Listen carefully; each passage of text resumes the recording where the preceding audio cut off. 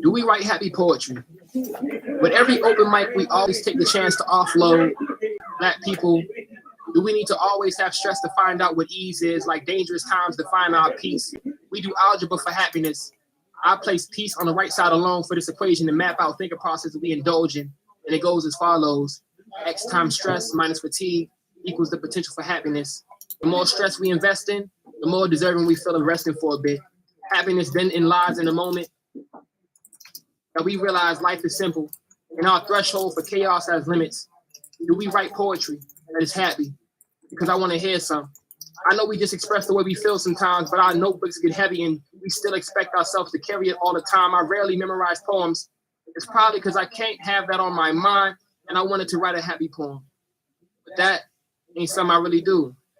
I guess I'll leave that up to the lullabies we hear in school unless I input a cheat code that I know. And I'll just call it live lavish. Unless I input this cheat code I know called live lavish, so I no longer confuse sad. Yes.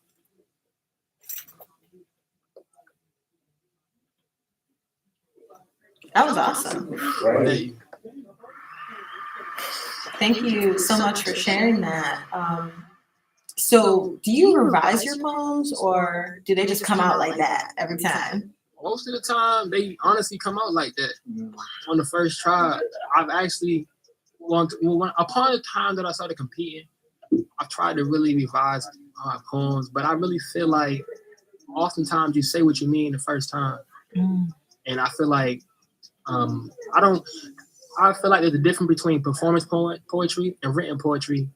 And I feel like the revision naturally takes place during that conversion.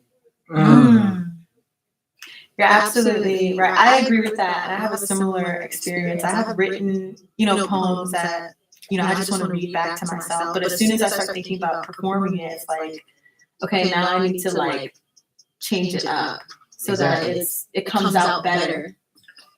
Yeah, sometimes I revise on the spot. I mean, not revise, read when I'm reading it or when I'm performing it.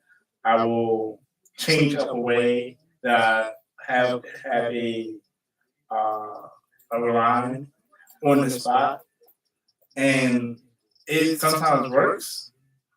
Other times it doesn't. So it's a 50-50 chance. But I take that chance, and if it works, it works. But if it doesn't, I know not to change the way I wrote at that time. I agree with that.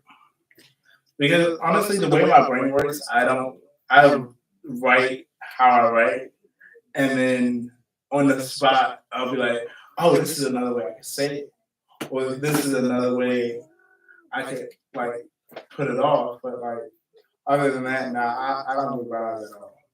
Right. It's actually pretty interesting to me. I hear a lot of people talking about they want to revise their poems or they have to still go back and edit it. Now, I know they have workshops for that, so perhaps if I ever join the workshop, I'll be like, okay, that makes sense. I see where I would input that. But like you said, up to this point, sometimes, because my main thing is if I have a thought and an emotion at that time, I may not have a thought like that later. And it's that could interrupt what my prior self was trying to express. Exactly. Or you could have a different feeling now, and you say it differently from how you write it. It's like you have to protect your flow of creativity. Right. So one line that stuck out to me was, we do algebra for happiness. And since that stuck out, I noticed that you weren't necessarily right into a technical theme, but I noticed that you use the word cheat codes and you're talking about the mind. So do you mind breaking down that part of your poem of we do algebra for happiness? A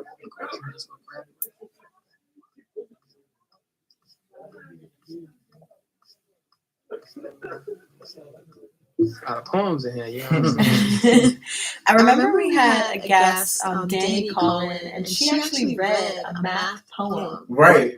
And that was so cool. Yeah. That's all. Yeah, I just like it when poets combine very technical, practical things with the art or flowiness of poetry. The contrast, when done well, always sounds awesome to me. I agree. Exactly. Especially when there's like when you can do double and triple entendres in your poetry, bro, and it sounds like, and it doesn't even sound like a double or triple entendre. You just be like, whoa. I feel like it gives room for like Interpretation, replay value, right, and interpretation.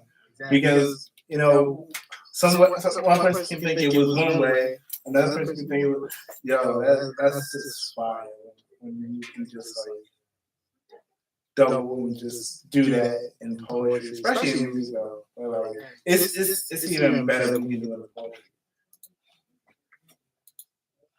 So, in terms of breaking that part down, though, what I was really going for here was just in the whole overview of the poem.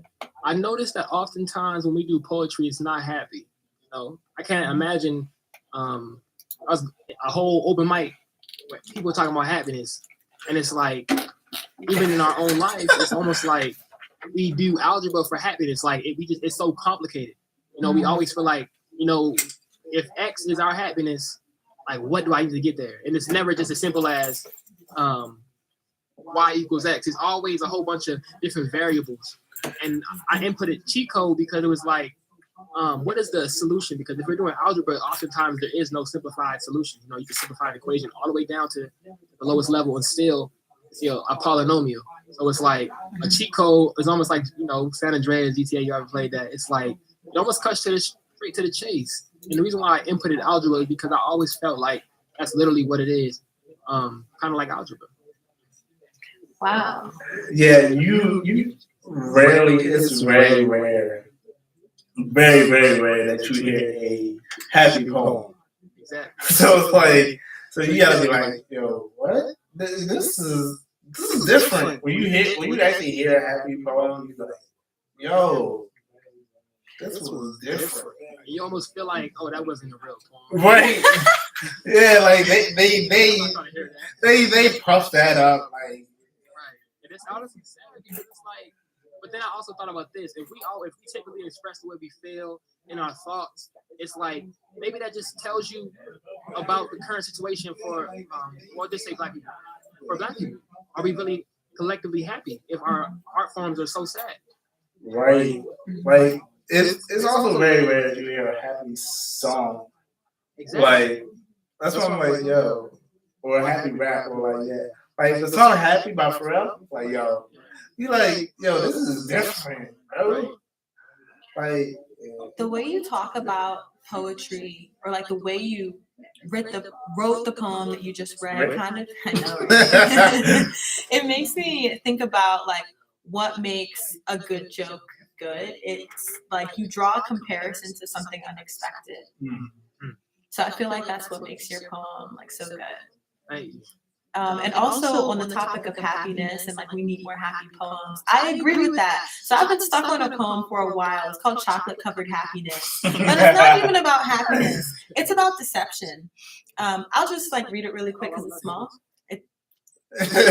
No hype, please. Because it's okay. Here we go. It's supposed to be a song. Well, it was inspired by Lauryn Hill's song, that's actually kind of playing in the back. But so you want to sing it to the beat? I can't sing. Well, why are you doing this to me? Why? Okay, I'm just gonna say it, and it needs to be finished. Chocolate covered happiness. Chocolate covered happiness. I thought you were the sweetest man I'd ever met. That's literally it. I did. Like, I tried to extend the poem to be more, but I'm never satisfied with the extension. So I've just deleted it and rewritten it, deleted it and rewritten it. Well, I was thinking, because I really be thinking like theory side. So it's like, I was thinking perhaps, I feel like sometimes poets like to, write the initial intro, the beginning part of a poem, and we'll be thinking about different ways we can take it, and we'll be split between, and never quite satisfied with the way we actually take it. So I created a theory, like, what if we started doing, say that's the beginning, what if you took the different variations that you wrote it in and simply stack them? That's what I was thinking. Now, it may sound like it could be hectic, but depending on your cadence and delivery, it's gonna make sense. Almost like a movie that switches from the beginning and end throughout the movie and meets in the middle. Wow. I definitely want to try that. I wrote this on Google Docs, so I can definitely go back in the history and put it all together, like you said. Thank you. I think it sounds really good. I think the delivery portion is what will bring it together, not just that like that. Yeah. Okay. That's different, though. That's new. Like, I mean, my brain be running wild when I be writing. So it's like, I be going in one direction, and then I'm like, this wasn't the direction I wanted to take. But I keep going in that direction just because that's the way I was already in. And then sometimes I will like switch it up like halfway through, but others I just keep it in that direction, not even remembering the original direction I was going in. But I just be like, yeah, this was the direction I was trying to go.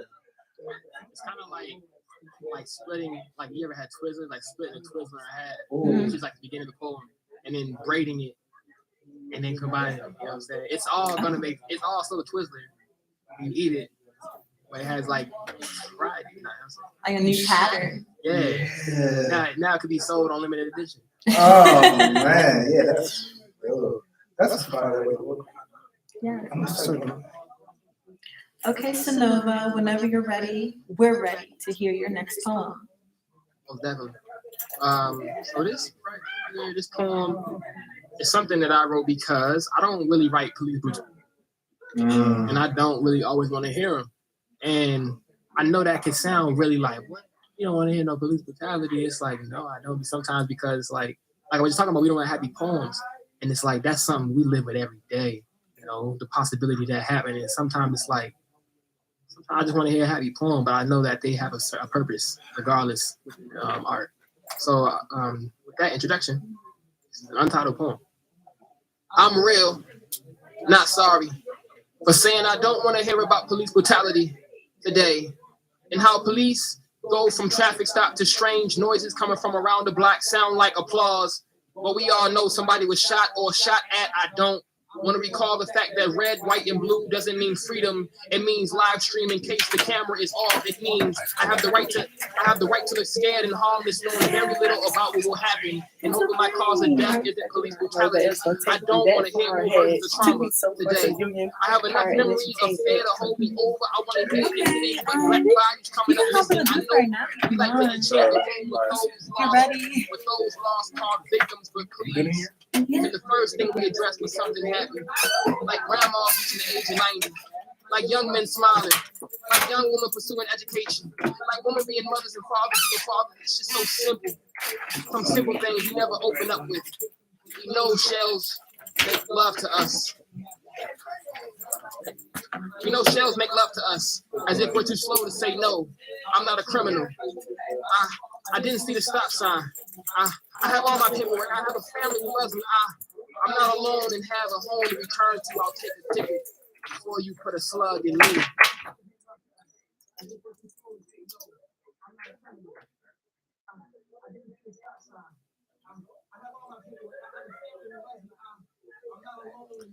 That was the finale? Yeah. Okay, just making sure.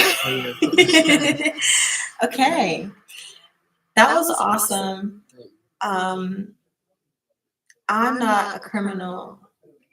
It kind of, that line really like brought your poem full circle for me, because to me it sounded like it was an outcry from a person fighting to be understood, like fighting for their humanity to be understood. I feel like I agree with that. It's kind of like sometimes I'll still go to the store and I know I'm not stealing nothing, but it's like, why do I feel like I'm doing something wrong just by leaving with the things I purchased? You know what I'm saying? And it's like, or you get pulled over, it's like, I know I don't have nothing in my car, but why I feel like something could happen to me like that? You know, as if I did. It's like, that's an unfortunate circumstance for us. It definitely is, and it reminds me.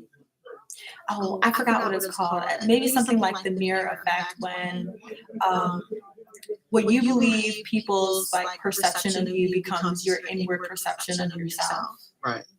So that's kind of what you just said makes me think of. Like, we know that we're innocent, but we believe so strongly that other people think we're guilty that we start to question ourselves. Exactly.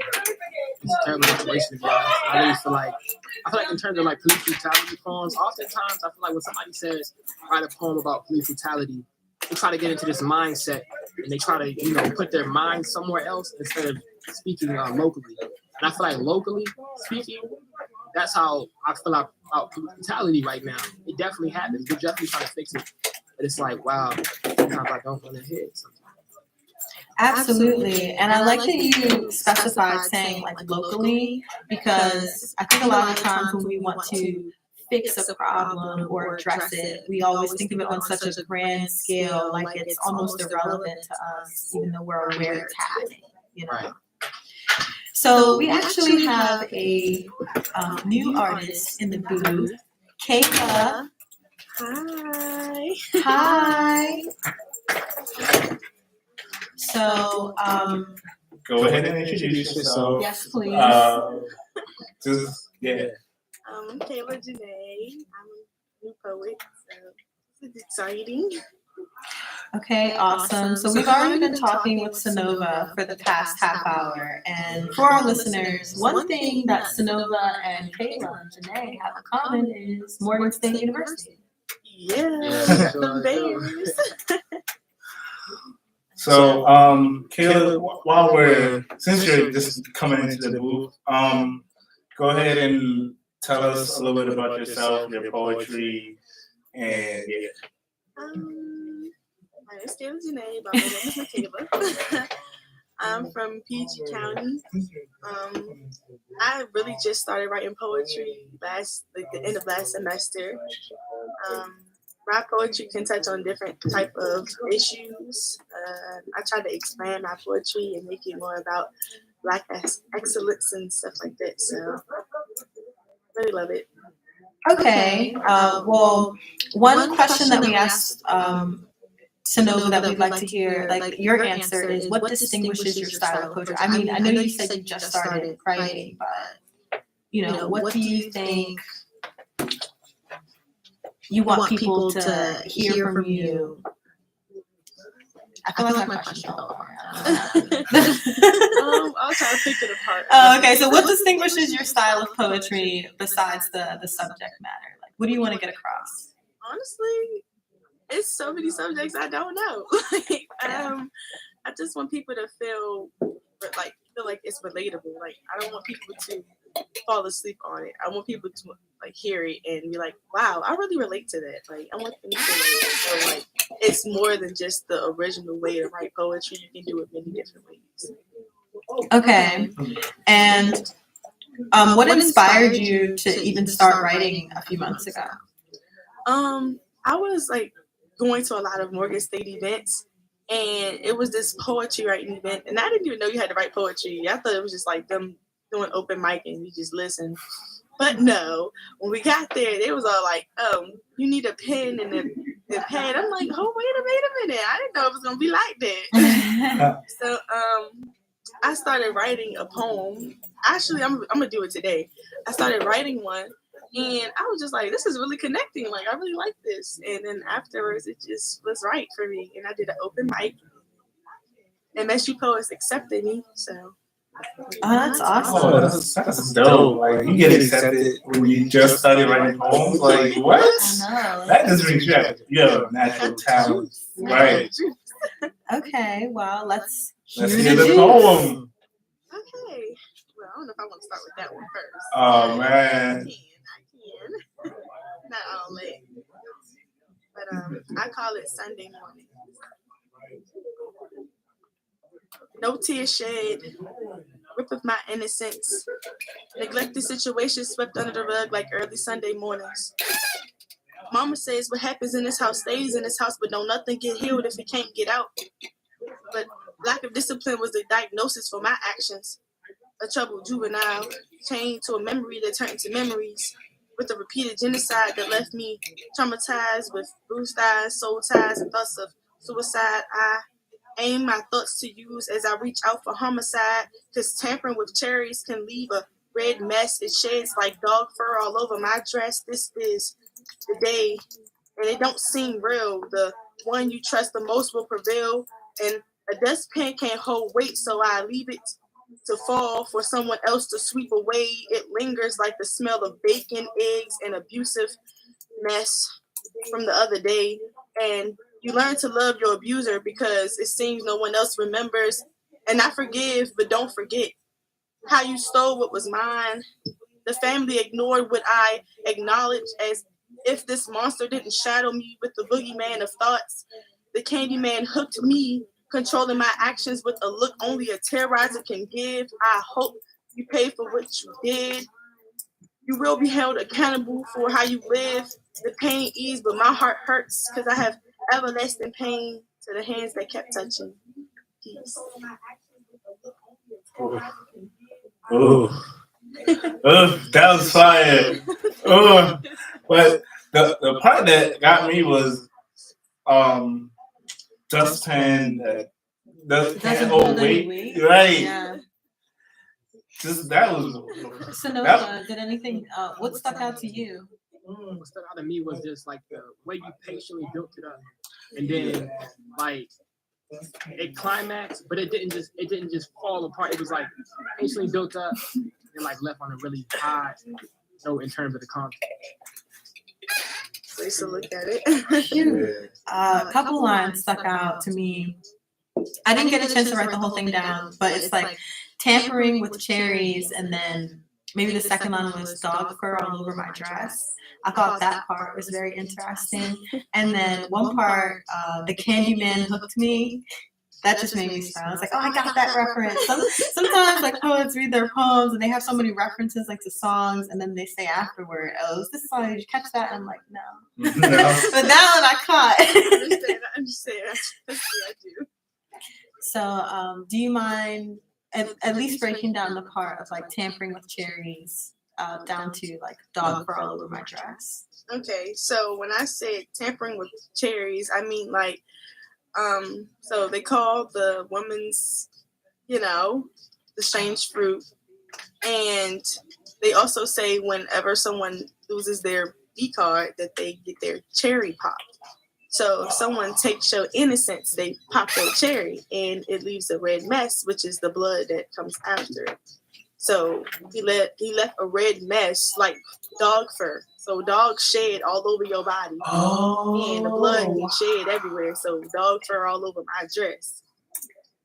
The breakdown of it.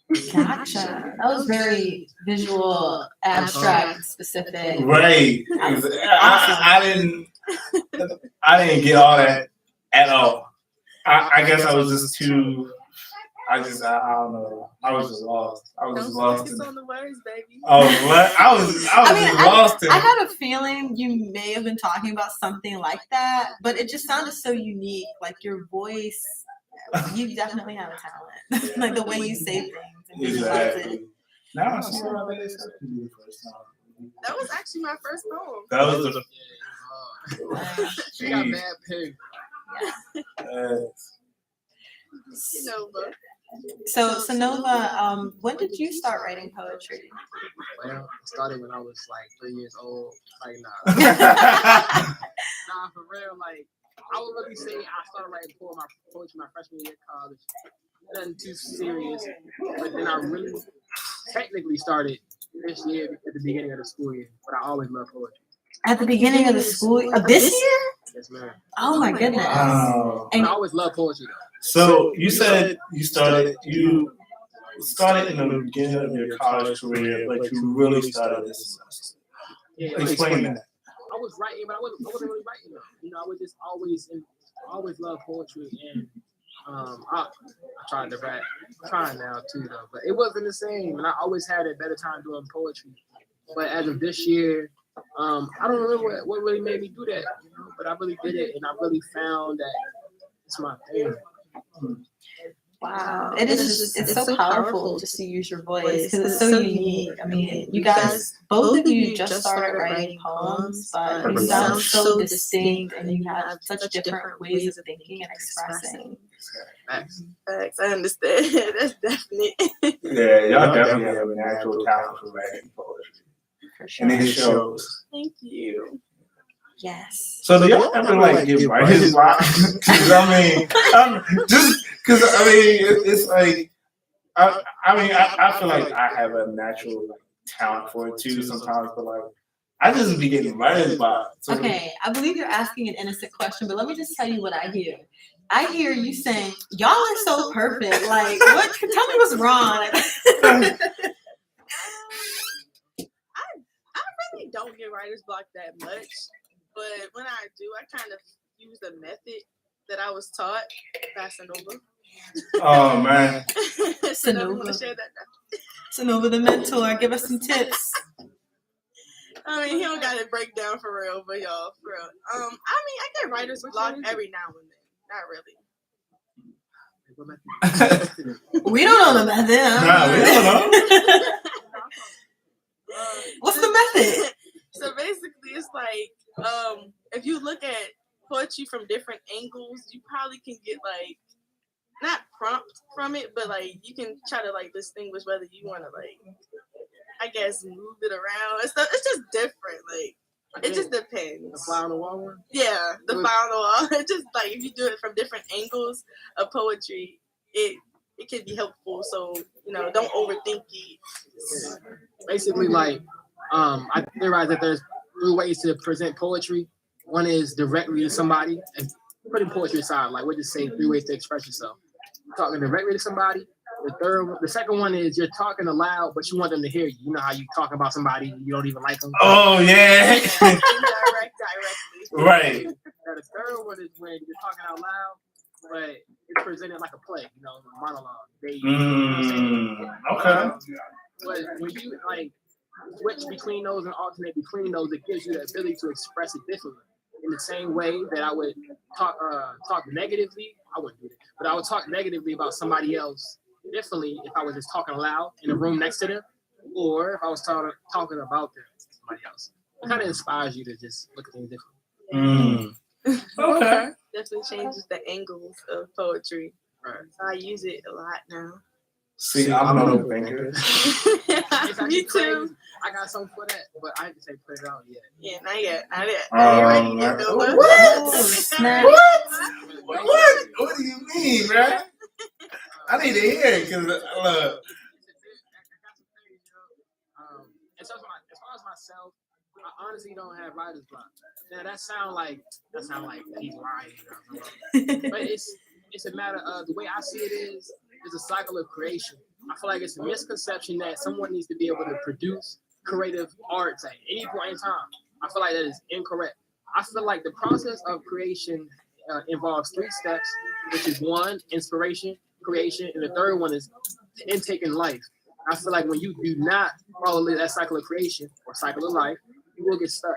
And most of the time, people, when they're in the process of actually intaking life, to have something to express and to be inspired, they don't understand it and they call it writer's block. So I feel like people have different schedules, and I feel like if you don't understand your own schedule, you won't be. Because lately, I haven't been writing as much.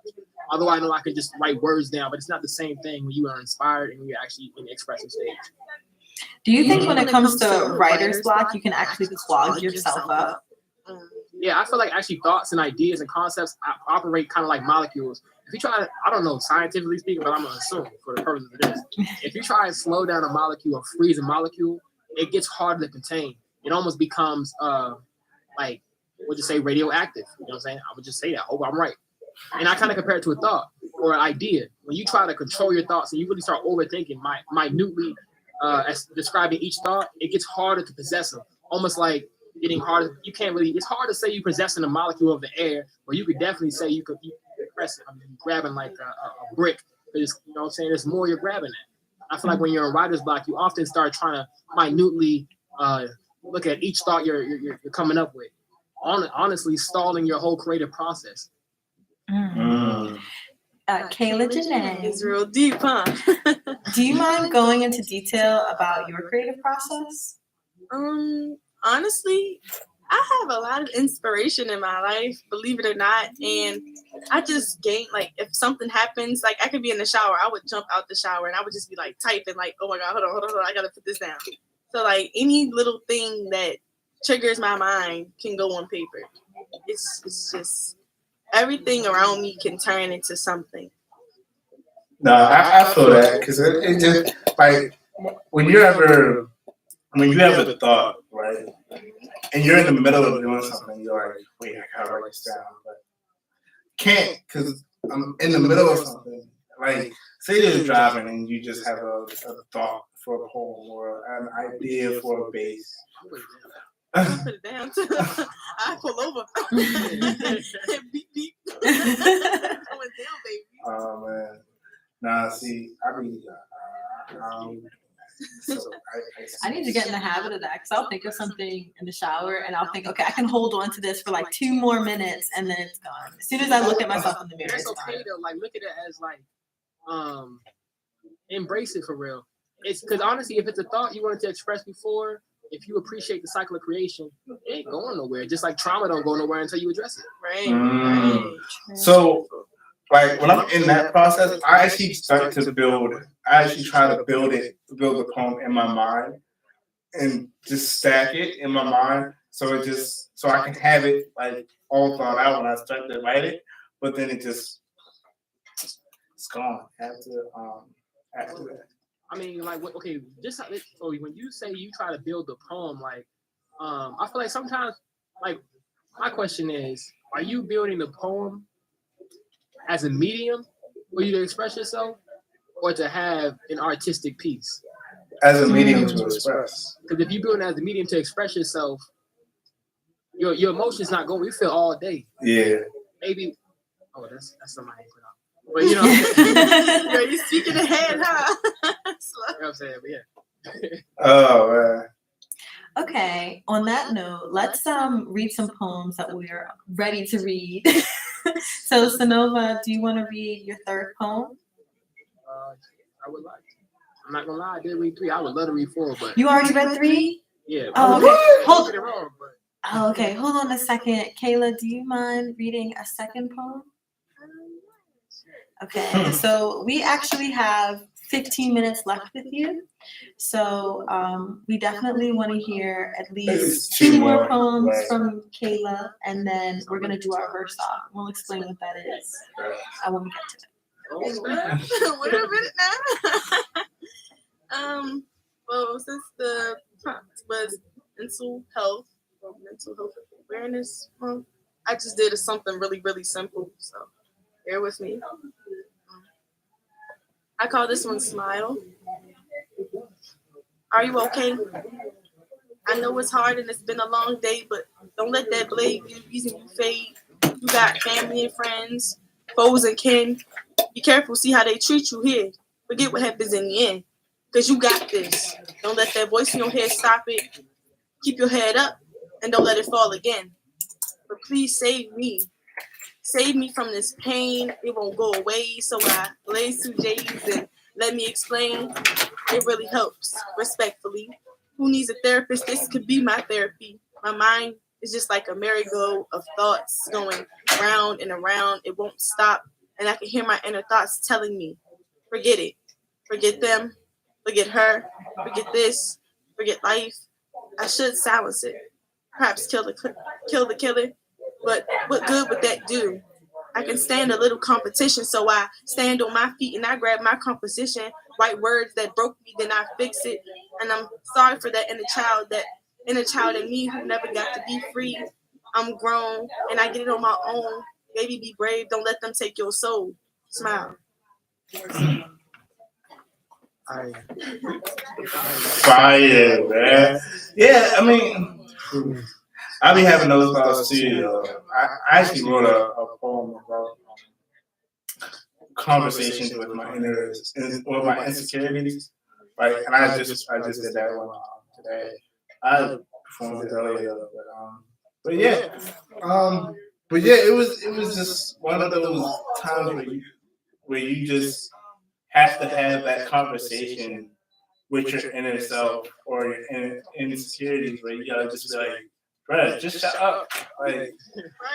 like you just gotta tell your insecurities to shut up. Like, and the ending of that of my poem, like, is like, let me pull it up. Yours was definitely one of those, like, I definitely understood to a T. Okay, I gotta keep it real. I didn't hear your poem because I had to run out to use the restroom. It was like an emergency.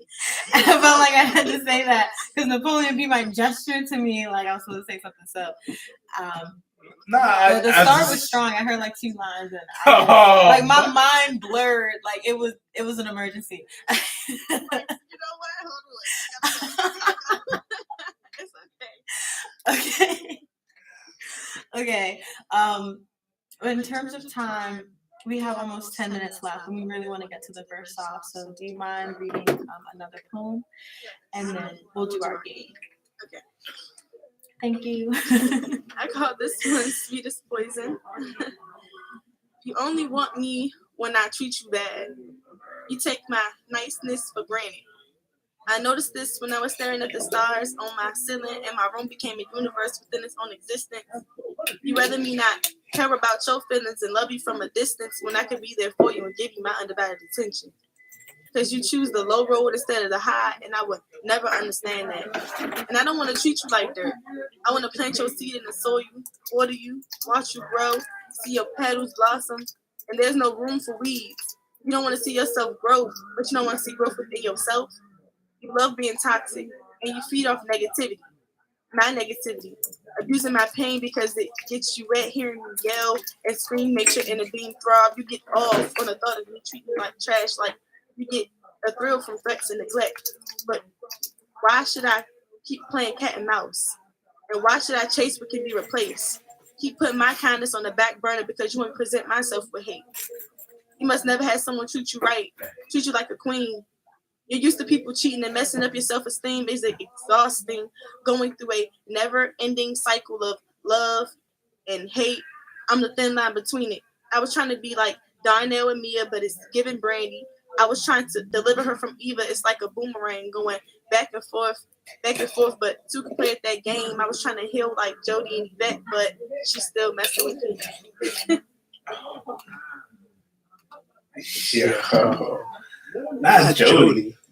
Baby, Jody and Yvette. Oh, man. She still want to mess with Tina, boy. Come on now.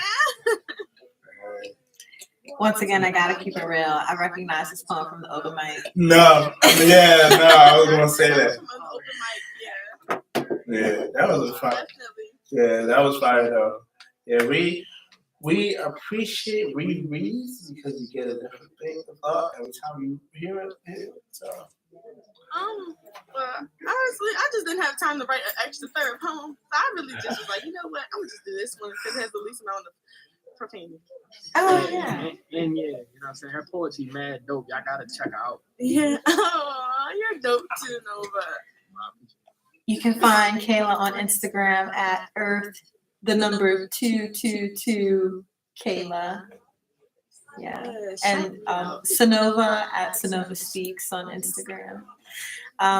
Okay, so You want to explain the game? the game. Okay, well I want to talk about the poem really quick. Okay. Well, you were so pressed about getting to the game. But... Oh yeah. Okay, let me just. I want to see you grow. You want to be toxic. So, like when I heard your poem, the whole theme seemed to be that you wanted that person to grow, but they didn't want to grow, and it was frustrating you. Yes. That's very exhausting.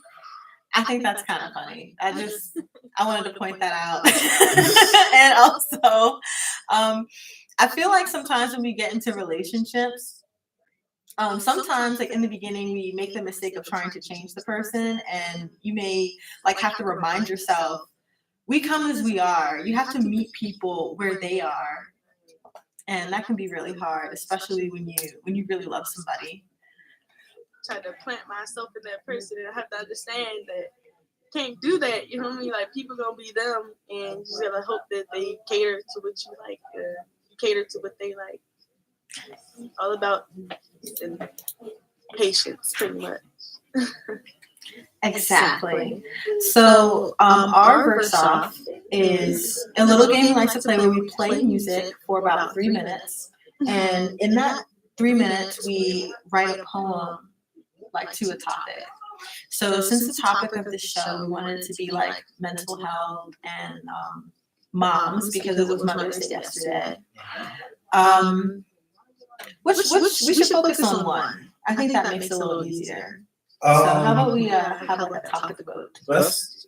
I say we do mental health. Mental health? I mean, it is Mental Health Awareness Month. That's why It's mental health month. And I mean,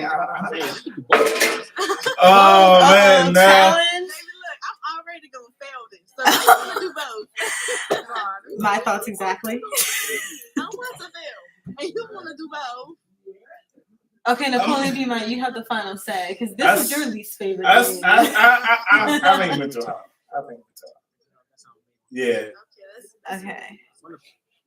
All right, so we're gonna turn up the music and we're gonna play it for 3 minutes. Well, we're gonna play.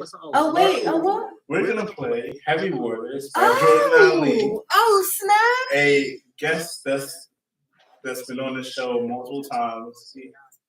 The guy, right? The guy. Okay. So here goes "Heavy Waters." So at the end of the song, we gotta stop right here. Jordan Ali. So you still got your mother floaties on. Get out the room. Yeah. Heavy waters don't go swimming, you ain't coming up. Death sentence in my central coming with you up. Me mugging, but your record sweet as buttercup. I make a call for love, the whole state is showing up. It's Sally season, that's the reason we ain't letting up. It's Sally season, that's the reason we ain't letting up.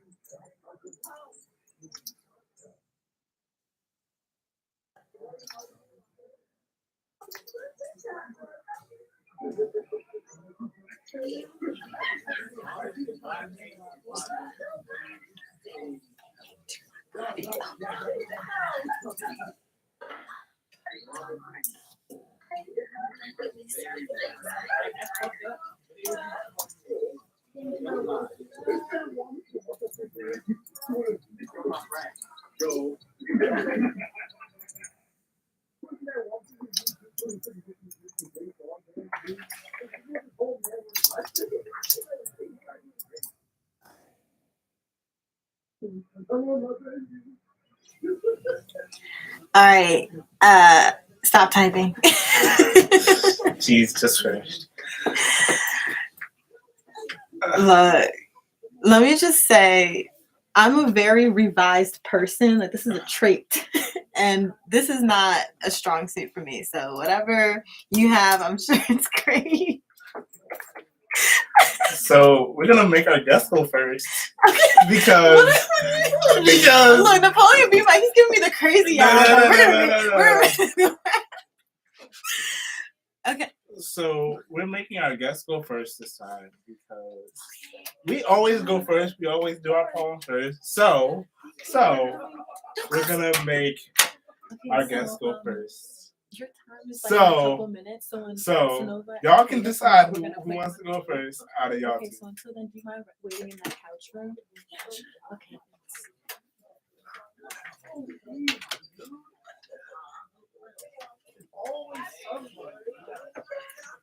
Oh man. Oh, I never get that far in mind. So Be confident. Just read it like, it's great. yeah, you got it.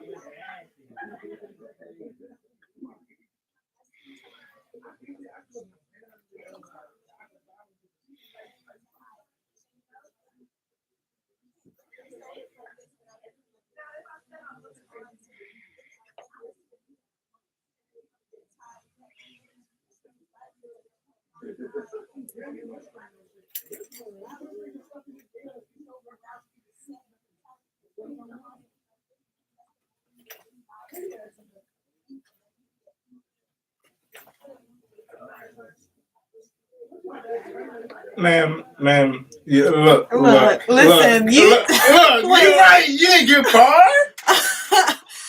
What? Now, No, what? No, like, you had me thinking you had like 3 lines. Right. Like, like, nah, exactly. nah. Like, you.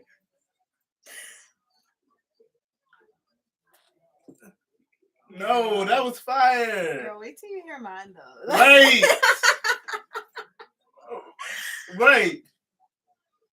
Man. Same. Like, that's a finale poem over there.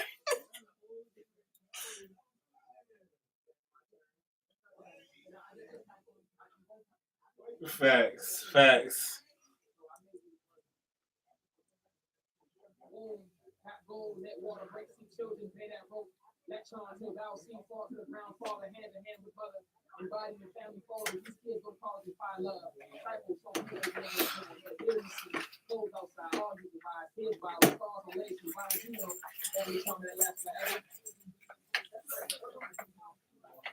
That's it. Oh, what? Fam. I'm gonna need y'all to stop playing with yourselves. Like, y'all. Whoa, hold on. Yeah, look, as soon as it came, as soon as I said it, I was like, yo, what? I'm gonna need y'all. I think my poem has to stay in the doc. I'm gonna need y'all to stop playing with y'all art. Yeah. Like, really. downplaying yourselves because y'all be fire.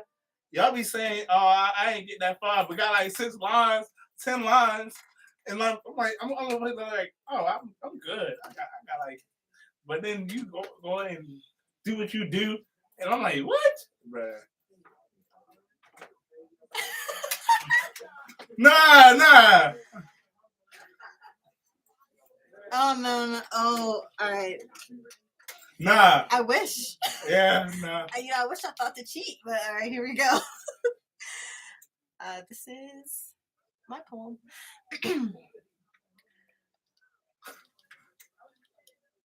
It starts with a typo. That's why I didn't start right away. Okay, here we go. Yo, we're doing this game again. And of course, I don't know what to say. Whenever they talk, my mind goes blank. They text, I freeze up, I avoid it. Please let me be a ghost and live through someone else. And when I return to my body, oh no, My mind is tightening, and I'm trying so hard to keep smiling, but I know they see it. My anxiety tiring me until I can soak. That's as far as I got. Kay, come on! I was Come trying hard to on! deliver on that. I was like, this is about my delivery. Right. Well, it was a setup. Well, Oh, all right. sorry for bluffing. I guess it's my turn now, huh? All right. Go be Mike. All right. All right. I'm gonna put this gun to my head and kill the voices that be telling me that I can't. Finally silence them, cause they keep messing up my friendships. They keep telling me, they keep making me think that people don't like me when I know they do.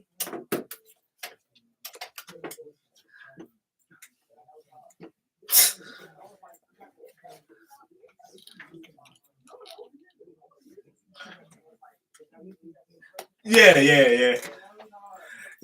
I actually wrote a poem like similar to this, like before, like today, just today, and I was just like, all right, I'm gonna keep going with that thing. So yeah. Nah. Not a confession. No, never that.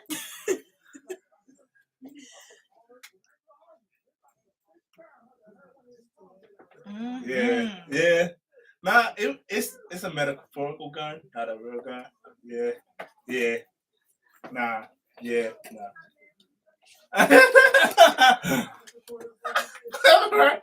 Right.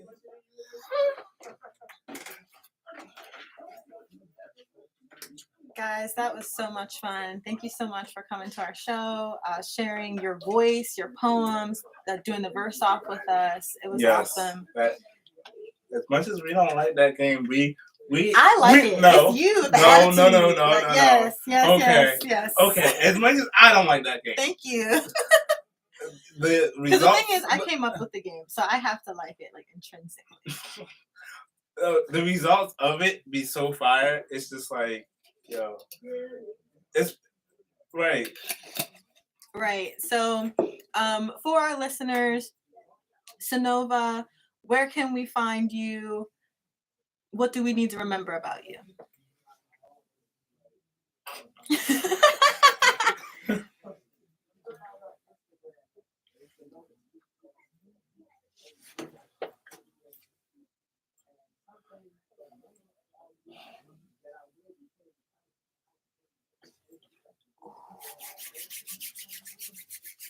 Oh, can't wait. Facts. Mr. Professor. Okay. Kayla, where can we find you and what do we need to remember?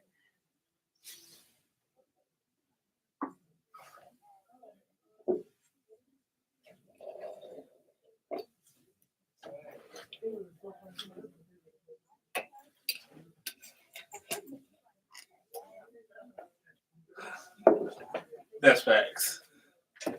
That's facts.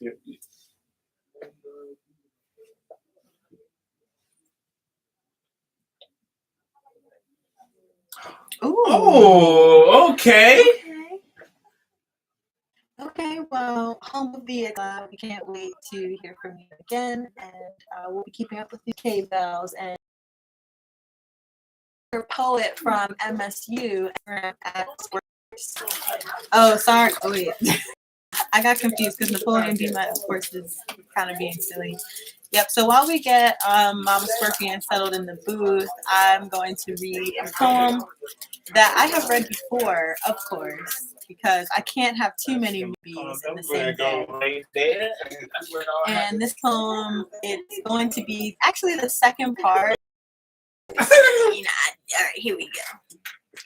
So, chocolate covered happiness. I thought you were the sweetest man I'd ever met. You were the bitterness I never needed, with your darkness between my teeth. Forever, rejection in me was so deep seated.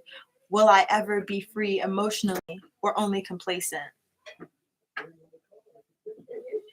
So that was one of the extensions I added to Chocolate Covered Happiness. However, I'm still looking forward to taking Sonova's advice to put all of the old extensions together. Exactly. And we have Mama Scorpion in the booth right now. Yes. Hi. How are you? Great. So I was just telling our listeners that you go to Morgan State University, and are you graduating this semester? Okay, that is so exciting. You'll be with your undergraduate degree, right? Okay, degree in what? Entrepreneurship. Ooh.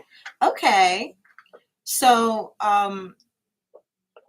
what are your aspirations?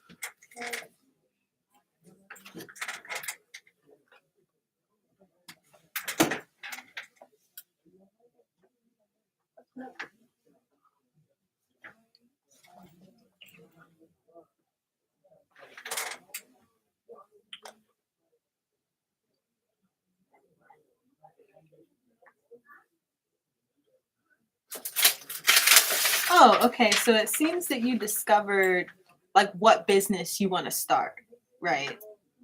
Oh, okay. So photography studio. Okay, that actually makes a lot of sense to me because looking at your Instagram, I saw some really nice pictures on there to go with your poems. Did you take some of those photos? Did you take all of them or?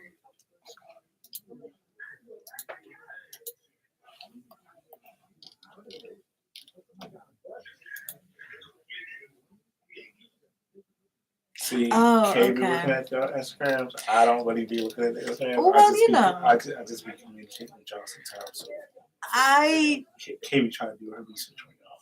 Yeah, I want to ask specific questions so you can get the most out of the interview. So where do you want to open your photo studio?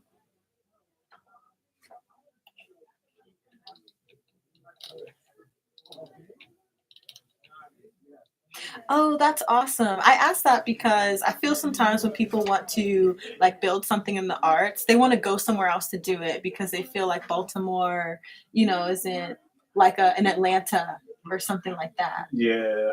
I mean, Baltimore is kind of hard because there are a lot of artists here, though. I think it's great that you want a photography studio here.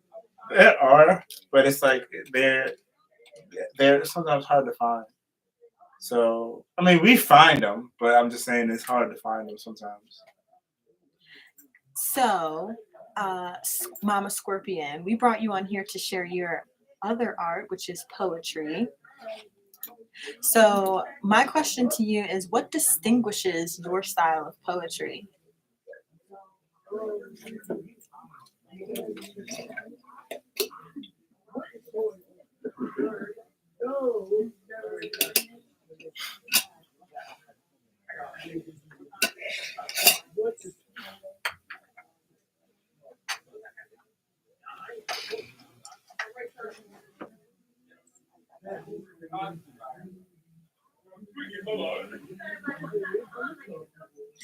That description of your own style actually ties directly into your name. Like, how did you come up with your stage name?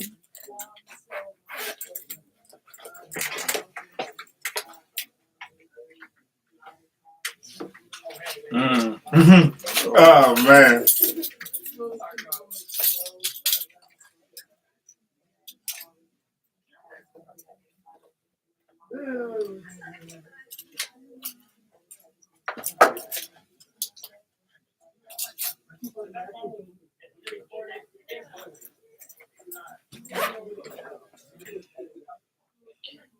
So, would you describe yourself as maternal, or did you just adopt that, like thinking of yourself because of how others have described you?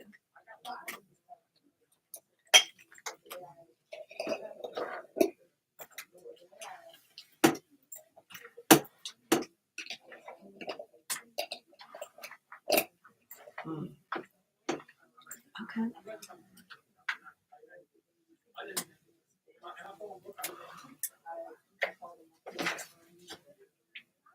Oh, poetry babies. So I have a question.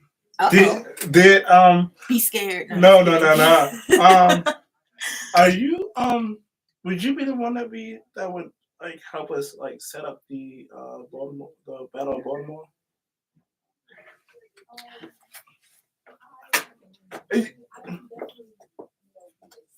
Okay. Oh, okay. I thought you was gonna. I thought because they keep saying "mama." Like I thought. Oh. I thought that was you. Okay. I made the connection. I thought that was you. Okay. Wait. No. Oh, Wait. okay. This is gonna happen the beginning of next semester. Yeah. So it's gonna be Towson, mainly Towson versus Morgan.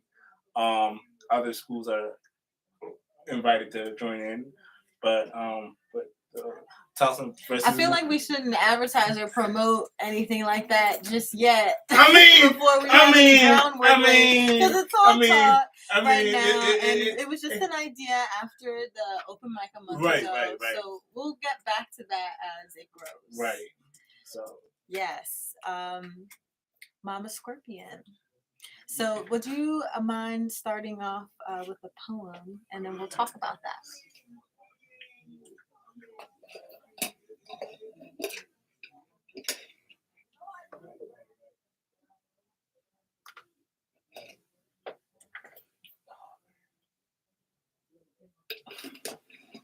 Untitled. Name that poem. Okay. We're gonna have to name that poem after you read it. Kay loves to do that.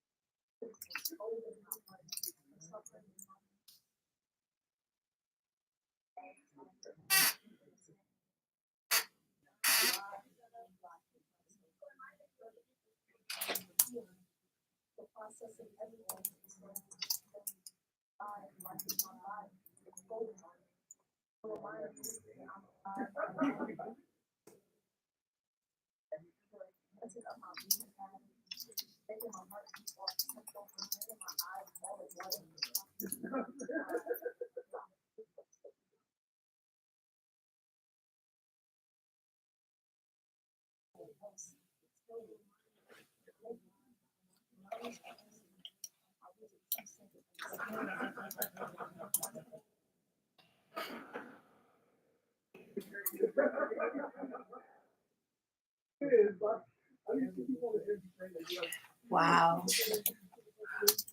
I mean, I would name that. I don't know. I have a poem already named that, but I'm gonna name it that Masochist. I would name it Masochist. Okay, listen.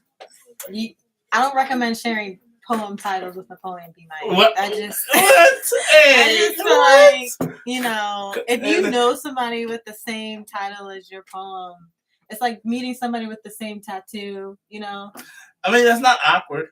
It isn't? No. Okay. What do you think? Maybe I don't know what I'm talking about. What do you think? Yes. Yes.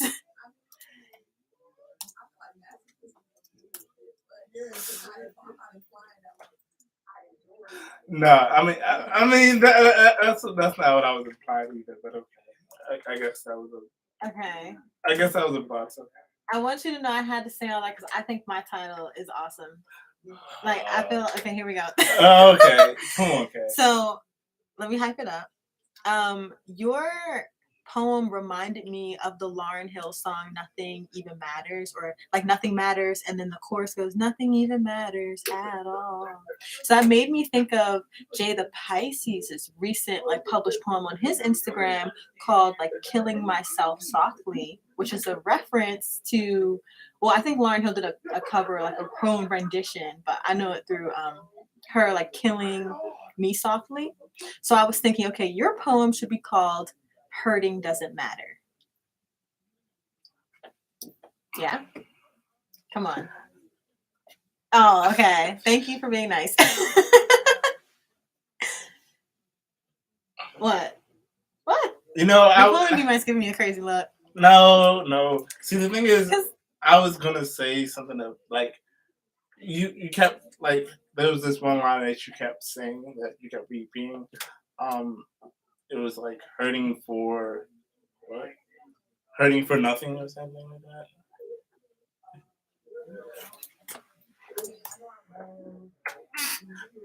Right, hate for hurting. That's what I was gonna say at first. Okay. But then you kept going, and then I was like, just masochist came through my mind. So. Truthfully, I feel like hurting doesn't matter, doesn't really fit with your poem, because the main message I got came from, I think this part says, no use crying or sulking over the inevitable. So that's what kind of made me think nothing even matters, you know. But like, what was your intended impact? That line and the entire poem.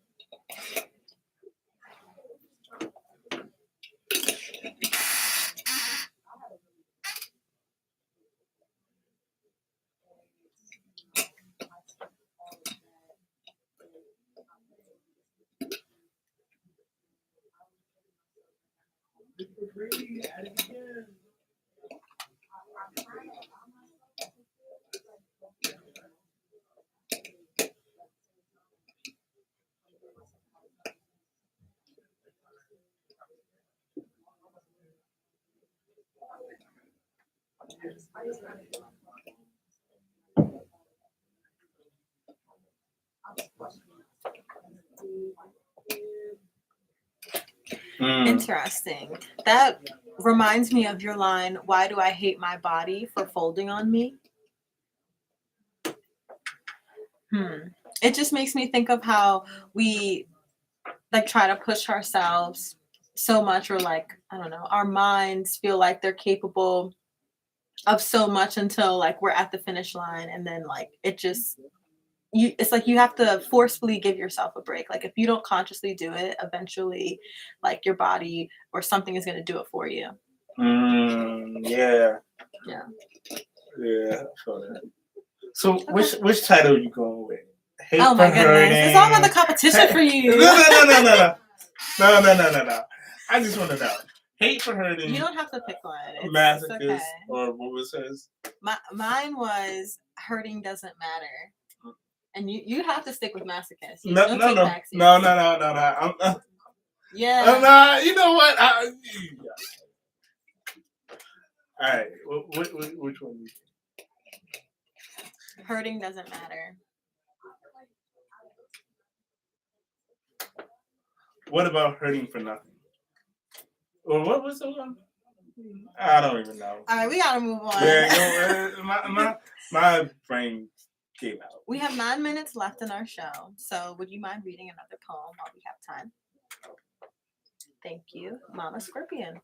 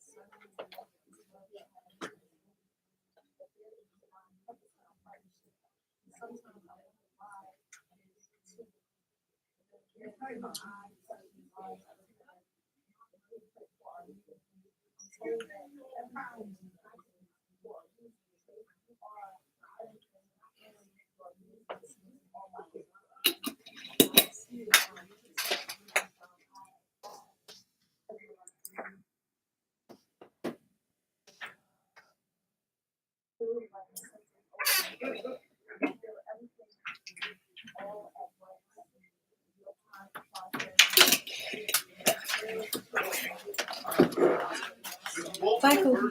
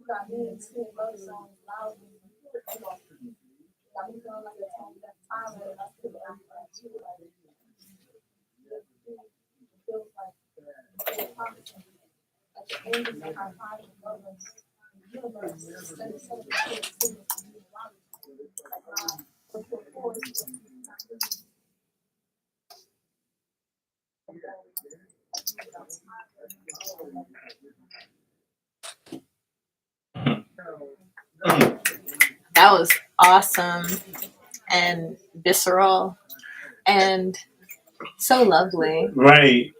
That was just that was a love poem. That was a love poem, was it? I just had to ask because I mean you could write that to a friend, but when that's why I was asking if it was a love poem or just like romantic love or yeah love. yeah. I got romantic love. No. That's what I was just checking to make sure I was reading that right. Oh, okay. Because I mean, you can love a friend like that. You can feel love for a friend like that, but it can also because some people consider their friends their soulmates, and that's something I've heard very recently. So like, that's why I just had to ask. So, what was your intention with that poem?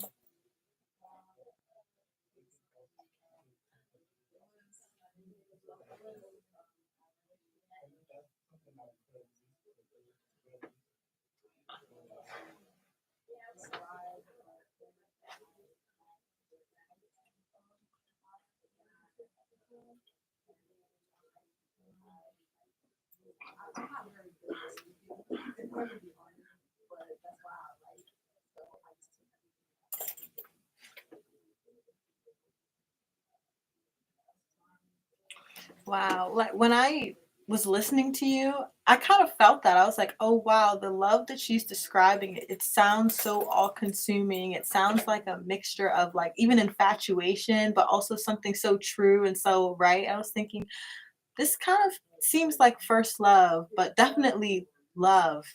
And a couple lines that you said, I think it was, you are my everything.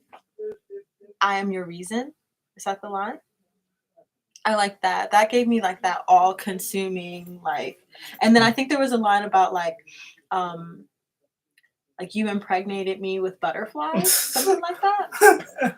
I didn't say that to be funny, but I just was like, oh my goodness, like the love that you're describing, it seems like you feel like you and this person are one, you know? So when did you start writing poetry?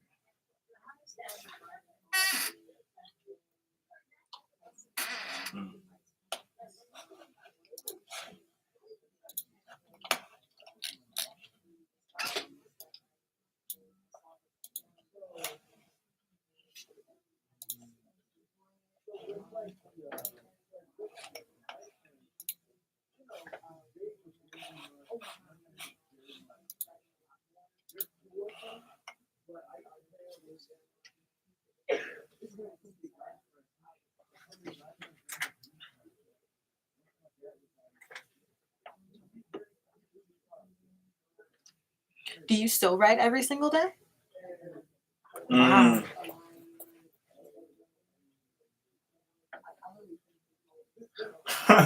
Oh wow. Wow. So that's crazy. So National Poetry Month, like writing a poem every day wasn't a huge challenge for you because you were already writing. Well, I wouldn't say it wasn't a challenge. It still was a challenge for me because writing sharing it, that was like Uh, mhm. That the challenge part is like I felt as if I was kind of rushing myself in a way. Mhm. I was like, oh, I need to do something 15, 17, whatever. Mhm. And it just I kind of felt like I was, just kind of pushing my creative process a little bit. Mhm. In a way that I wasn't fond of, but I was like, this is a challenge. I'm gonna finish what I started. Some days it wasn't as hard.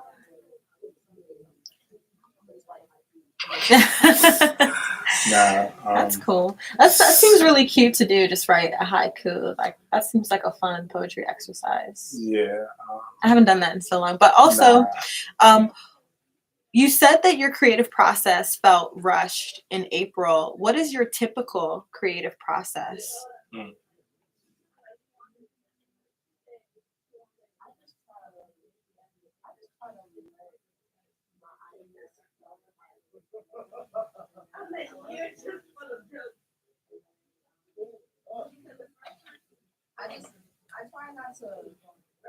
try not to like make myself write like all in one moment. Like sometimes if I just have a lot of thoughts, I just write them all down. But if I just have like thoughts in my mind, I'll write it down. And sometimes I might come back to it like a week later, like some of my like the poems that I just went through, I had started it and I didn't finish it. Wow. That was 2 months in the making. Right. The legendary line, like the angels are high-fiving above us, took 2 months. Yes. Okay, that's awesome. Yeah. We have, well, our show's going to run over by a few minutes, but that's okay. We have time for one more poem if you would like to read one.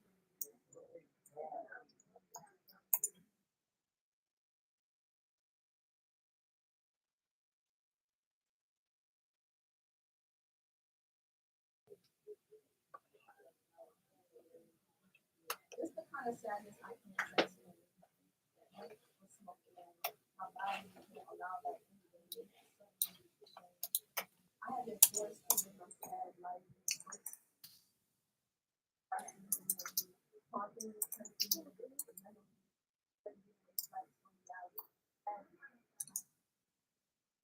Although I'm sad, that's the likeness.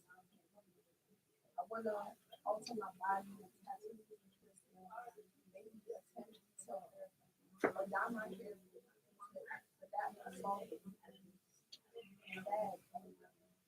I'm not sure the black nation search for the process of reaching that ends. Sort of look like I never seen it. This said, allow me to see my friends, my family. All the years I knew what they do at a day.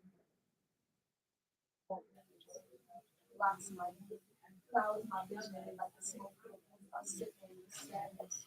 Like there are no respect for my brain, trapped in all the thoughts, only allowing me to despite adjustment I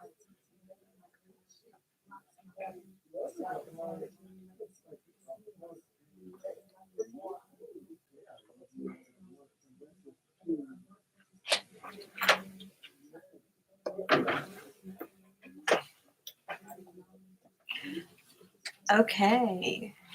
You started with umph on that one. Right. I'm like, woo. Give me a Ready. So when you said dead ends, for some reason I thought like split ends, or I was thinking of a haircut, and I think it's because a few lines before that you mentioned like dyeing your hair from like root to tip. And I gathered that, like in my interpretation, it sounded like you were talking about depression or extreme sadness. And it kind of made me think, I feel like I can hear that this poem was like written by a woman, because I feel like a lot of times when, well, like me, I'll talk about myself. Like when I go through something or I want like to change or I'm trying to like get out of like a self-isolation, one way I do that is by changing my hair. You know, I'm like, oh, I'll get a haircut. Oh, I'm going to get highlights. And then like sometimes you'll look on social media and someone just got over a breakup. Like they're blonde now. I feel like that's something we do. They got a whole bunch of tattoos or Yeah. a new piercing. Yeah. So I've definitely like, I don't know. When I'm going through something or I just like, I'm gonna dye my hair. Like that's me too. Like Really? Yeah. Cool. I didn't know that about you. No. But I just like that you connected those two things, that when we're feeling something inside and we're trying to escape it, we change our outside. Right. Yeah. We definitely try to change our outside to help us feel better on the inside. What was your intention for that poem?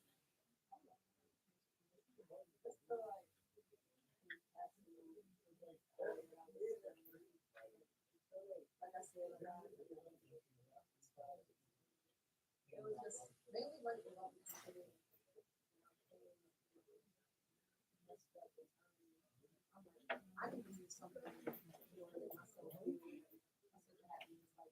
done that. I'm with ball like twice. I just have done these things. I'm like, yeah, I'm about to dress up, put some lashes on, something like this, something to like increase like the number of happiness. Yeah. But those are forms of self-care, you know, Yeah, like they can also be forms of self-care. Yeah, doing your hair, doing your makeup, or just doing things to deliberately make yourself feel better. And I feel when it comes to mental health, people often just instantly think of like illness, but like mental health and like making sure your mind is okay. You don't have to have something quote unquote wrong with you. It's just like being active about maintaining your happiness and your state of mind, and like those things help us stay in a good place. Right. I definitely agree. Yeah. Okay. All right. So we're coming to the end of our time.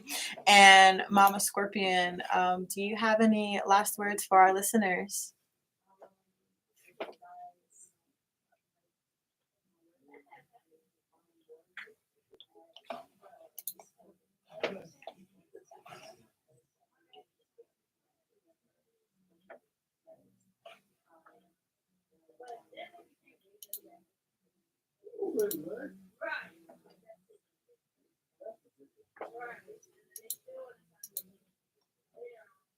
Yes. We love you, Mama Scorpion. Okay, thank you so much for coming on to Poetry Slam, Mama Scorpion. We appreciate you and some of your babies that came onto our show earlier and last week too. Right. This was a MSU filled day. Yeah. It's going to be a couple of MSU filled weeks. Hopefully. Yeah. We trying to get MSU heavy in here. Yeah. Okay. Yes. Thank you for saying that. I meant to ask you about your involvement, and your organization also has a historian, right? Is that Faith? Oh, Blue, right. Yeah. Blue is on last week. Yeah. We're glad to have the president on this week. Right. We need to get more of MSU in here so they can know how it feels to be in the booth. So yeah. Right. Okay, thank you so much, Mama Scorpion, and we'll stay tuned to you on Instagram for your new poems, right? And for your photography studio, whenever, however down the line that is, we're gonna keep watching.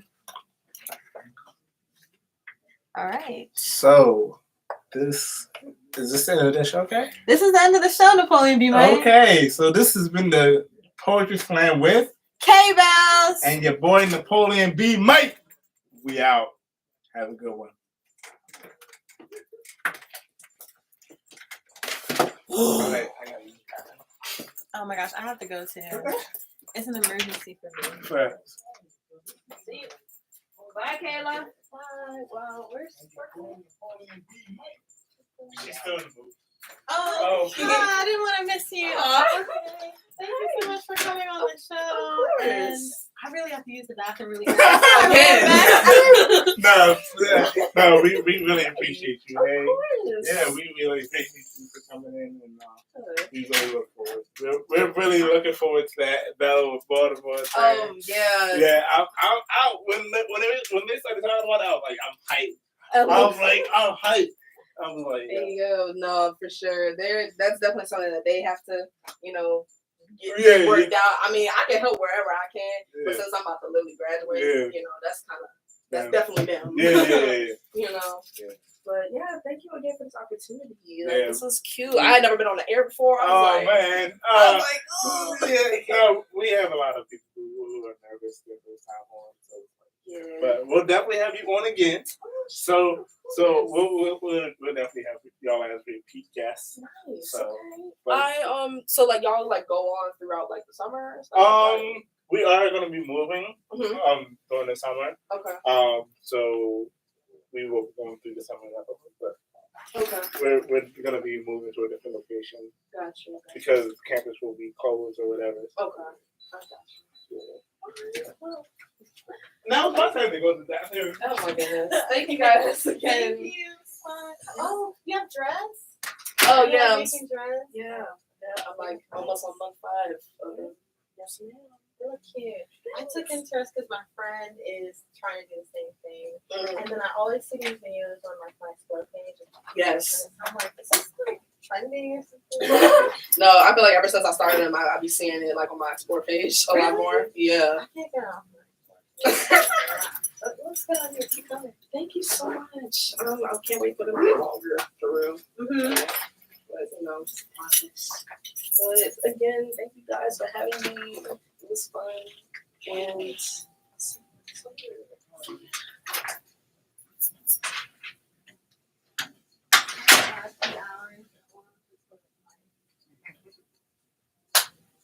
Want to eat meatballs and mashed potatoes?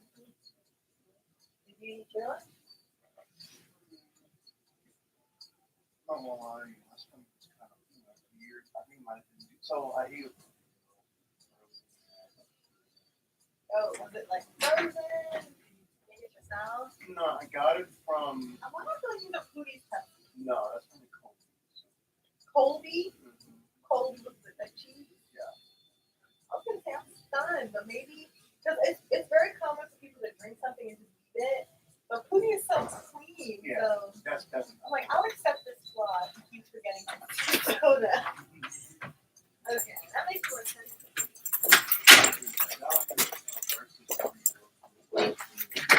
Like I actually got over and because it was the only time, the only day I could ever do the thing. I was like, okay. And so I saw it and it for 2 hours. And after we did I went to bed. I got me a breakfast burrito thing.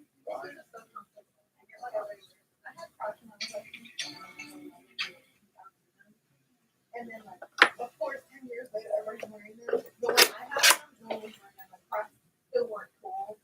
My mom brought me some bikinis. You know what? I was on Crocs before I was like,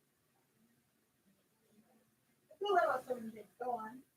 And so yeah, I ate that breakfast burrito. Didn't notice peppers was going to be in it. Like spicy pepper? Yeah. Thank good though.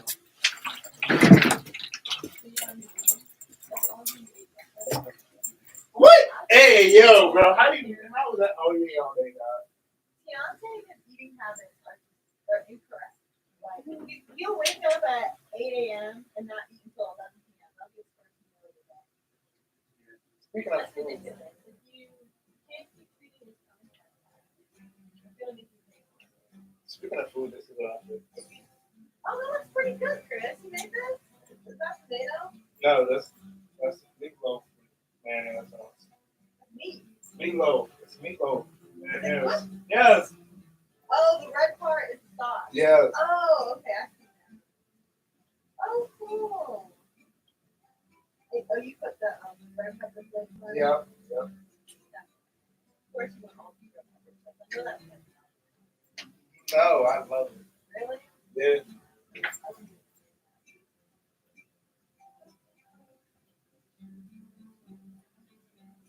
But yeah, see, you should have, if you're not gonna have several meals, like at least have snacks. Instead of a full meal, maybe you have like several small meals that like in comparison to a meal that you get, like a meal that will fill you up, it's actually like you can have chicken, rice, vegetables, with just a little bit of meat. So the quantity is snack size, appetite, but it's actually So I did make one little thing like a few weeks ago. Oh, you want one? You want one now? No. I made it yesterday. Because I gave it to Beyonce and he never ate it. That's how he ate it. Wait, made one. You want some cheese with it? Sure. This one's on. Oh, you mean those? Oh no, I'm talking about one of the things you gave me.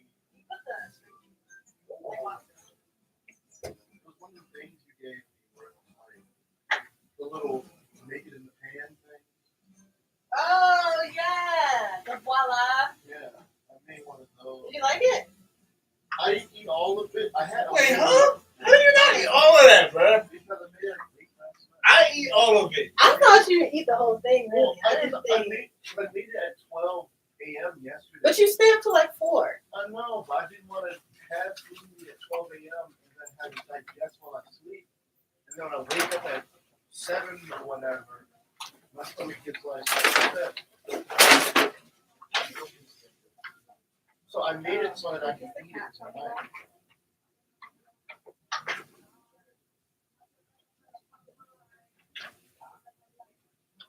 Okay, I don't make my food first. I don't know.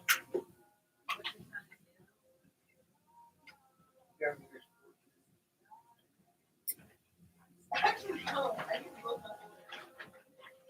I mean, you can use it tonight. I'm not. If that helps, because I'm using it. Where, Or you can just pour it into your mouth. what do you think I am, an animal? I mean, I've done that before. I'm not an animal. Okay.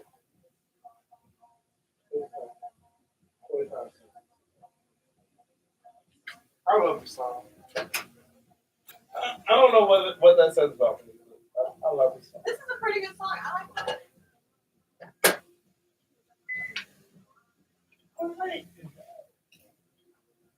But you didn't even eat one.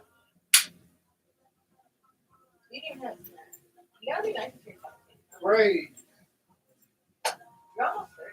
I don't want to be that person. Oh man. But this is the reality because you have to take care of your body because stuff catches up with you. Right.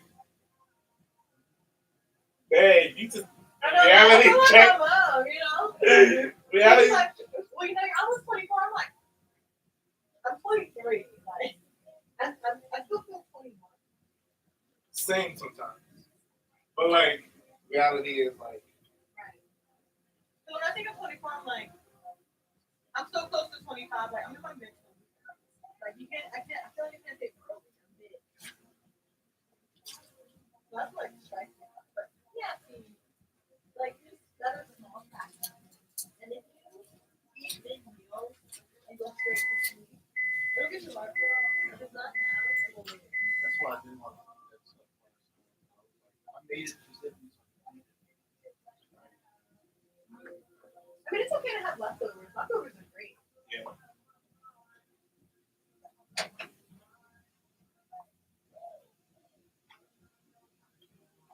You telling you you're almost 30. I know, right? I was like, a blast. But really, I'm serious about your health.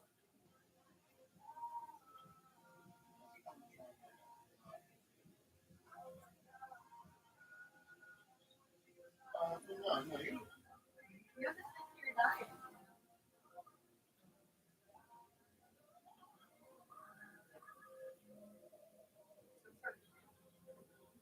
I don't know.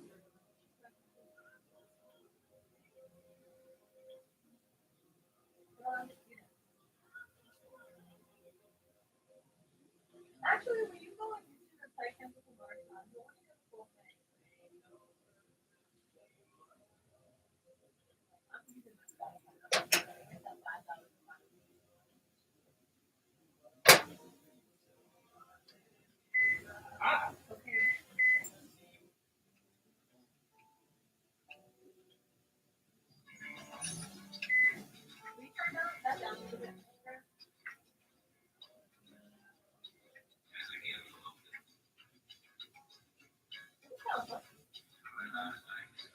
You sample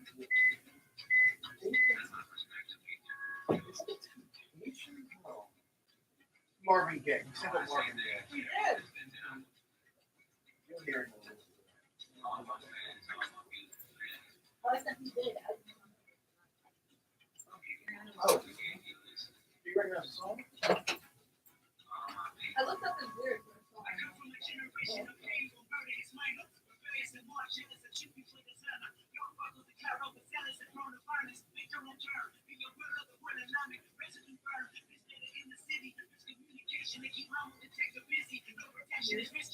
Sit under there and walk out. I like it.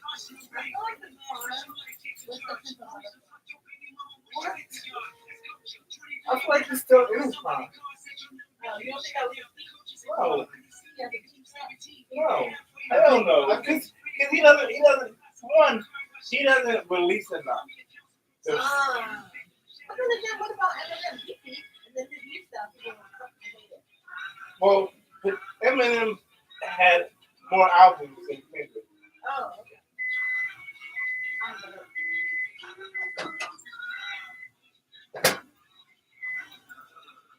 This is a great sample. You use it a lot. Oh, You know, Jack Harlow's song First Class. The way he used, like, that song is so good, but the way he used the sample, I feel like it's wasteful. It's like you just use samples that are hitting the I forgot what sample he used. First Class.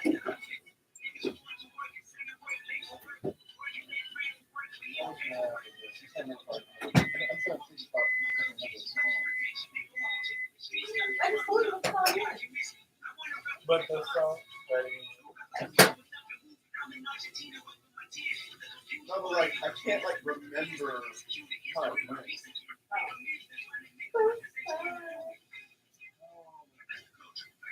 Oh, he's glamorous from Fergie. Okay.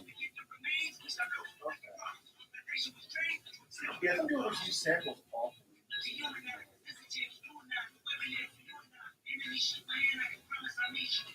Oh, what did you got?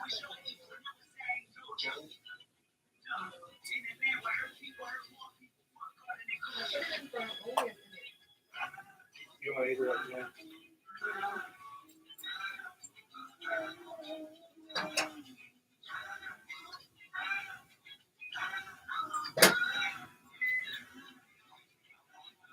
Oh, and I got this.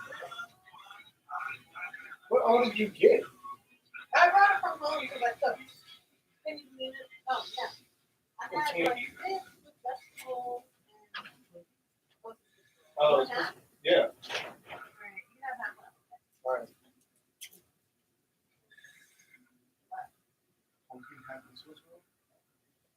Okay, look, I'm gonna offer you food all day. The one thing I don't offer you, you're acting like you want it. Oh, I didn't want it. I was curious. Did you want some? You want some? Yes, he does. Yeah. If I wanted some, if I wanted some, I'd have. Did you know?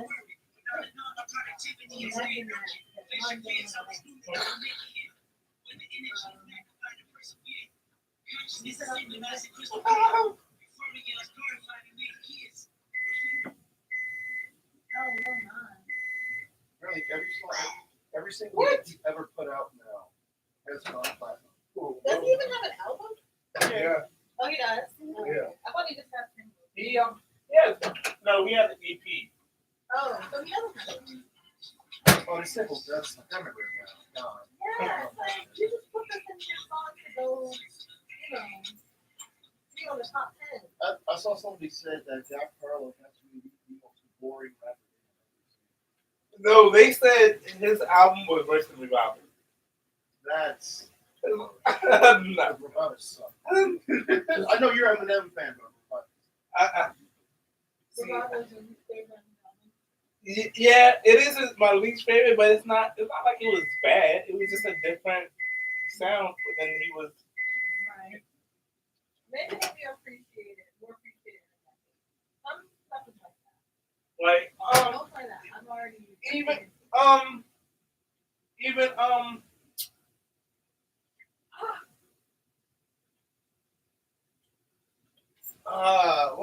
what album was that was trashed?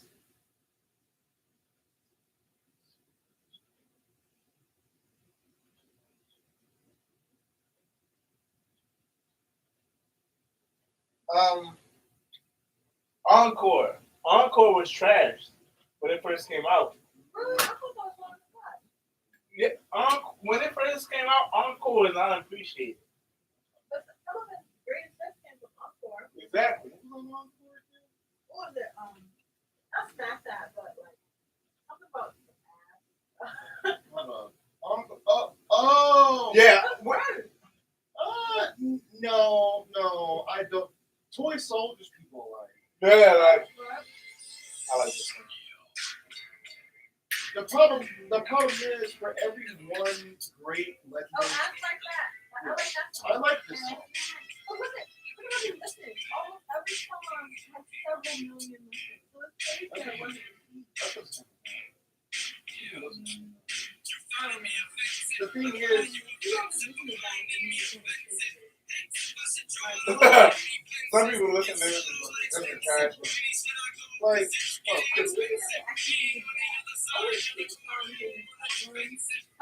the issue is that this puppet for every like Mockingbird or Toy Soldiers, there's a mosh. No, Marsh was actually pretty good. You didn't like Marsh? Yeah, but freaking Jack Harlow does numbers. He's But boring. this song was received well, like from the onset. No, not from the onset.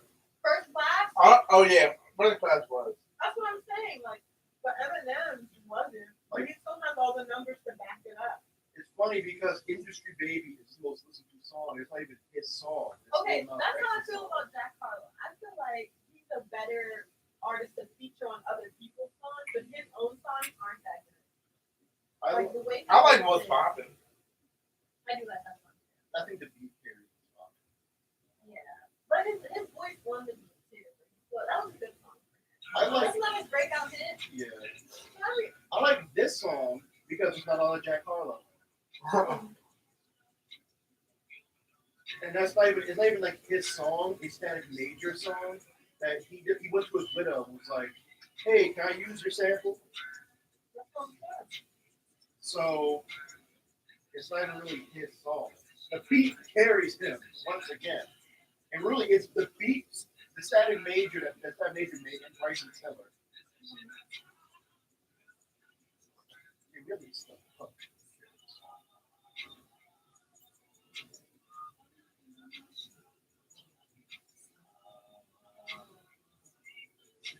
Yeah, Jack Harlow just likes to be involved.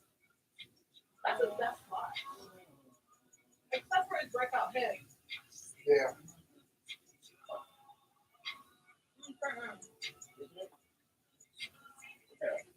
I like this song too. Best Friend. I used to have this on repeat. I like once again the beat is really nice. I mean, also the way his rap is still on the beat.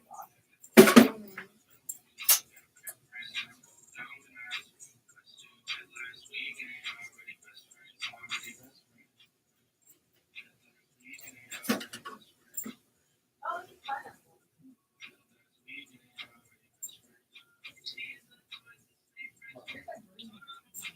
Trying to rap. I'm not gonna lie. I think Chris Brown's verse is better than his. Fact. I didn't even hear the song and I just agree. Listen to this. Jack Harlow song, he's bored. Ah, You know, Chris Brown comes in. well, I remember an interview. This is a nice song. he doesn't even like give a lot of thought to his rap. Like he says he's just trying to get into like going over it. But that was after he started singing. Exactly. I got you. That made me want to watch it. That was a good beat. I like that part. And then, like, yeah, Chris Brown killed his part. Right. And then, hey, What's up? it was really good. A lot of good art. It was really fun. You listened, bro. The whole thing? Okay.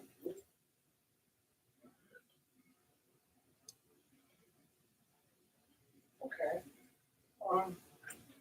Yeah, we kind of had a little check difficulties in the first like 10 minutes, but but when we got it back, we were like, it was like we never started. We acted like, all right.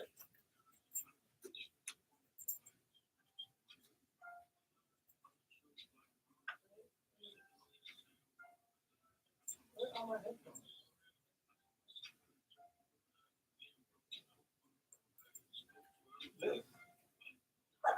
Hey, yo. This Jack Harlow? No, who sounds more sleepy than Jack Harlow. He named Winter Time. Winter time.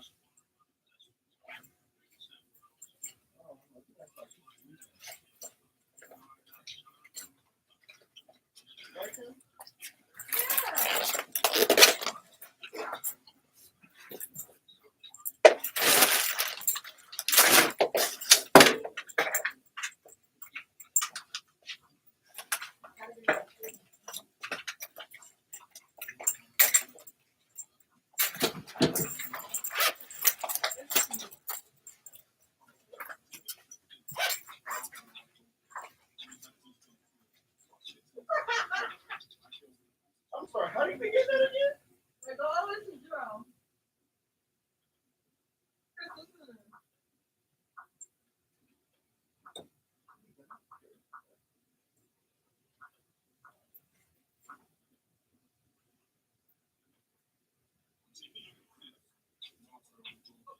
No, no.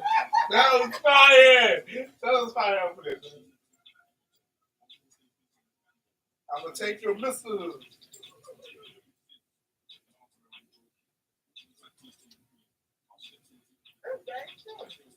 His flow is actually really nice. The accent.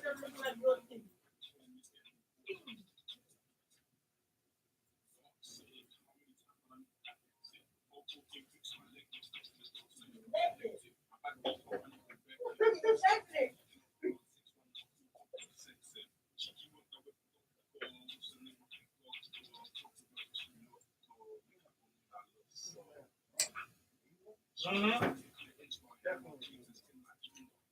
Yeah, pretty cool.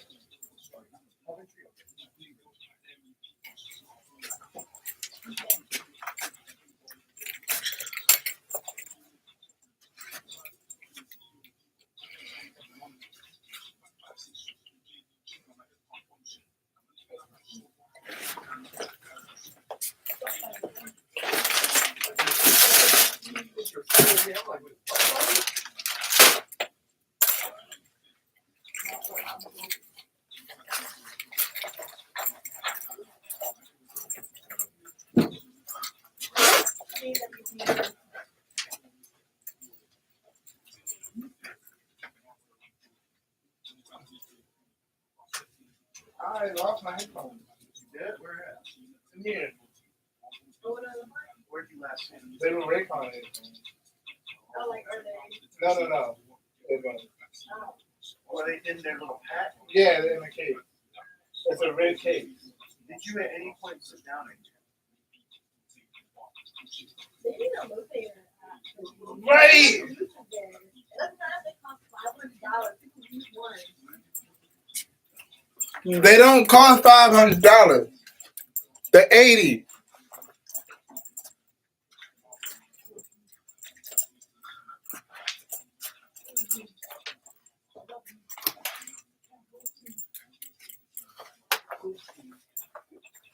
Found them.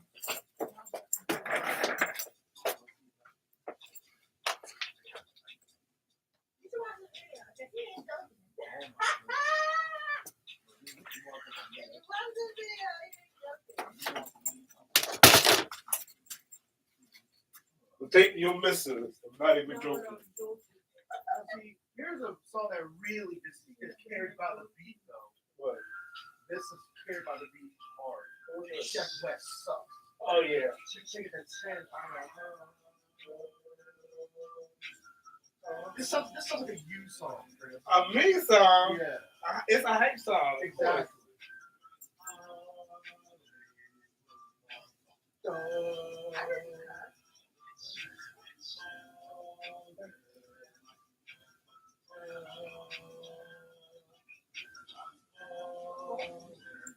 I the beat. Oh, I'm sorry. You want me to shake my neck around? We don't want that, dog. We don't want that. I was saying that. We don't want you shaking your neck around, bro. Leave, Chris.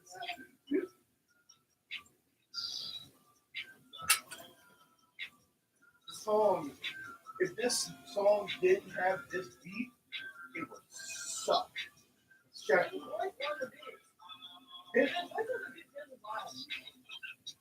I don't like. He can't rap. No, he doesn't rap.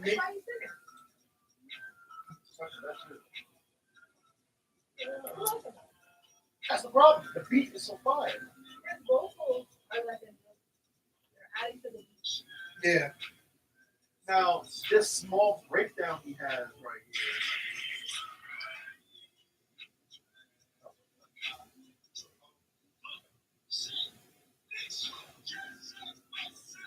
Okay, now it sounds like he's struggling. Now he's talking.